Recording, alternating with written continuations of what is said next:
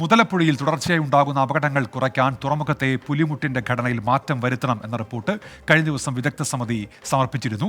തുറമുഖത്ത് പുതിയൊരു പ്രവേശന കവാടം നിർമ്മിക്കാനാണ് കേന്ദ്ര ഏജൻസിയായ CWPRS സമർപ്പിച്ച റിപ്പോർട്ടിലെ പ്രധാന നിർദ്ദേശമായി പറയുന്നത്. അതേസമയം പുതിയ അലൈൻമെന്റ് പ്രകാരം പുലിമുട്ട് നിർമ്മിച്ചാൽ സ്വാഭാവിക ഒഴുക്കിനെയും തിരമാലകളെയും ബാധിക്കുമെന്നാണ് മത്സ്യത്തൊഴിലാളികൾ പങ്കുവയ്ക്കുന്ന ആശങ്ക. മുതലപ്പുഴയിൽ തുടരെ ഉണ്ടാവുന്ന അപകടങ്ങൾ പഠിക്കാനും അതിന് പരിഹാര മാർഗങ്ങൾ കണ്ടെത്താനുമാണ് സർക്കാർ വിദഗ്ധ സമിതിയെ നിയോഗിച്ചത്. സമിതി റിപ്പോർട്ട് സമർപ്പിച്ചത് മത്സ്യത്തൊഴിലാളികൾക്ക് വലിയ പ്രതീക്ഷ തന്നെയാണ് നൽകുന്നത്. അതേസമയം റിപ്പോർട്ടിൽ പറയുന്നത് പ്രകാരമുള്ള പുലിമുട്ടുകളുടെ പുതിയ അലൈൻമെന്റ് അത് മത്സ്യത്തൊഴിലാളികൾക്ക് വീണ്ടും ഭീഷണിയാകുമെന്നതാണ് ആശങ്ക.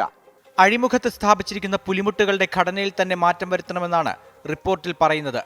നിലവിൽ കടലിലേക്ക് തുറക്കുന്ന രീതിയിലാണ് പുലിമുട്ടുകളുടെ നിർമ്മാണം. ഇതിനു പകരം തെക്ക് ഭാഗത്ത് നിന്ന് പുലിമുട്ടിന്റെ നീളം വർദ്ധിപ്പിക്കും. ഇതോടെ പ്രവേശന കവാടത്തിൽ മാറ്റം വരും. അങ്ങനെ വന്നാൽ മത്സ്യബന്ധന വള്ളങ്ങൾക്ക് പുലിമുട്ടിന്റെ വലതുവശത്തു കൂടെയാകും കടലിലേക്ക് പ്രവേശിക്കാൻ സാധിക്കുക. എന്നാൽ ഇത്തരത്തിൽ പുലിമുട്ട് നിർമ്മിക്കുന്നത് കടലിന്റെ സ്വാഭാവികതയെ വീണ്ടും ബാധിക്കുമെന്നാണ് മത്സ്യത്തൊഴിലാളികളുടെ ആശങ്ക. കരയിൽ നിന്നും കടലിലേക്ക് വരുന്ന ശക്തമായിട്ടുള്ള ഒഴുക്ക്, ആ ഒഴുക്കെന്ന് പറയുമ്പോൾ അതിശക്തമായിട്ട് വരും.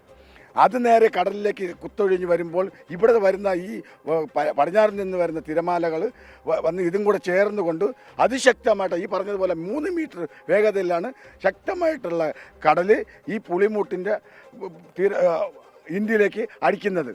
അപ്പോൾ ഇവർ പ്രധാനമായിട്ട് ഇതിനെക്കുറിച്ച് പഠിച്ചിട്ടില്ല. പുതിയ പുലിമുട്ട് കാരണം കടൽ തിരമാലകളിൽ മാറ്റമുണ്ടായാൽ അത് കൂടുതൽ അപകടങ്ങൾക്ക് കാരണമാകുമെന്നാണ് പരമ്പരാഗത മത്സ്യത്തൊഴിലാളികൾ ഉൾപ്പെടെ പറയുന്നത്. നിലവിലും ശക്തമായ തിരമാലകൾ കാരണമാണ് മുതലപ്പുഴയിൽ അപകടങ്ങൾ ഉണ്ടാകുന്നത്. കായൽ മണ്ണിന്റെ കടലിലേക്കുള്ള സ്വാഭാവിക ഒഴുക്കിനും പുലിമുട്ട് ഇത്തരത്തിൽ നിർമ്മിക്കുമ്പോൾ തടസ്സമാകുമെന്നും തൊഴിലാളികൾ പറയുന്നു. കടലിലേക്ക് സ്വാഭാവിക ഒഴുക്കുണ്ടായില്ലെങ്കിൽ വലിയ മണൽത്തിട്ടകൾ രൂപപ്പെട്ട് വീണ്ടും അപകടങ്ങൾ ഉണ്ടായേക്കും.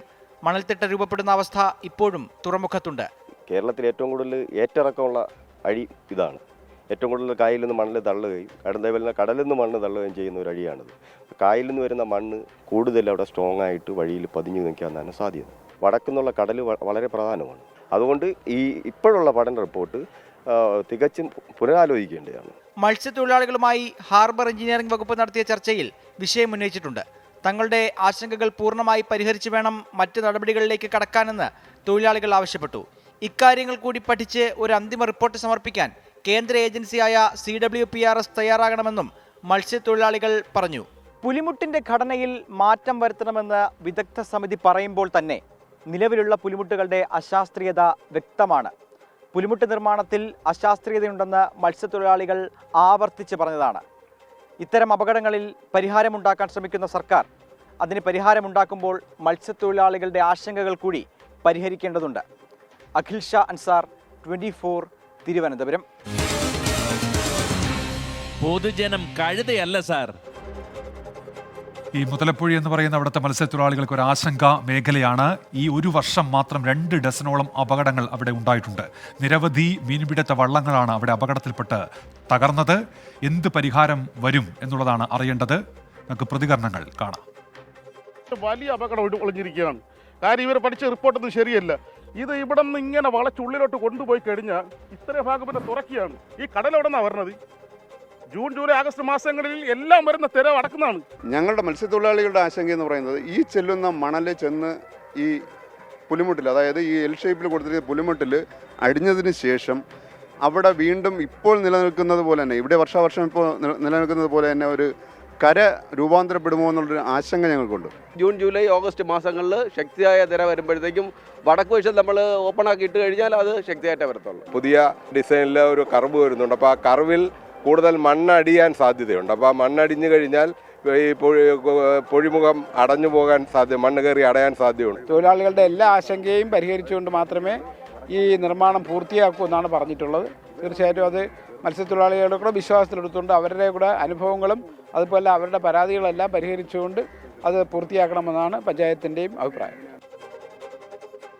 ഇതിൽ സജി എൻലൈറ്റ് മീഡിയ ഒരു കാര്യം ചൂണ്ടിക്കാണിച്ചു. നമ്മൾ ഈ ഫോൺ അത് കവറുമായി ബന്ധപ്പെട്ട് ഇങ്ങനെ പിടിക്കുമ്പോൾ ഒരു ചെറിയ സാങ്കേതിക പ്രശ്നം അദ്ദേഹം ചൂണ്ടിക്കാണിച്ചു. നമ്മൾ ആ സാങ്കേതിക പ്രശ്നം ഇപ്പോൾ പരിഹരിച്ചിട്ടുണ്ട്. ഫോണിൻ്റെ കവർ തന്നെ സജിയുടെ നിർദ്ദേശം പാലിച്ച് മാറ്റിവെച്ചിട്ടുണ്ട് എന്നത് സജിയുടെ അറിവിലേക്കായി പറയുന്നു. പ്രേക്ഷകർ വിവിധ വിഷയങ്ങളിൽ പതിവ് പോലെ പ്രതികരണങ്ങൾ അറിയിക്കുന്നുണ്ട്. ദിനേശ് ഹരിപ്പാട് പറയുന്ന ഒരു കാര്യം, ഹരിപ്പാട് സുബ്രഹ്മണ്യ ക്ഷേത്രത്തിന് ചുറ്റുമുള്ള റോഡിൻ്റെ ശോചനീയ അവസ്ഥ, ദേവസ്വം 19 ലക്ഷം രൂപ അനുവദിച്ചിട്ടും ഇപ്പോഴും തുടരുന്നു. അധികൃതരുടെ അനാസ്ഥയാണ് ഇതിന് കാരണം എന്നാണ് ദിനേശ് ഹരിപ്പാട് ചൂണ്ടിക്കാണിക്കുന്നത്. Sumesh Hayes happy new year പറയുന്നുണ്ട്. തിരിച്ചും സുമേഷ് ഹാപ്പി ന്യൂ ഇയർ.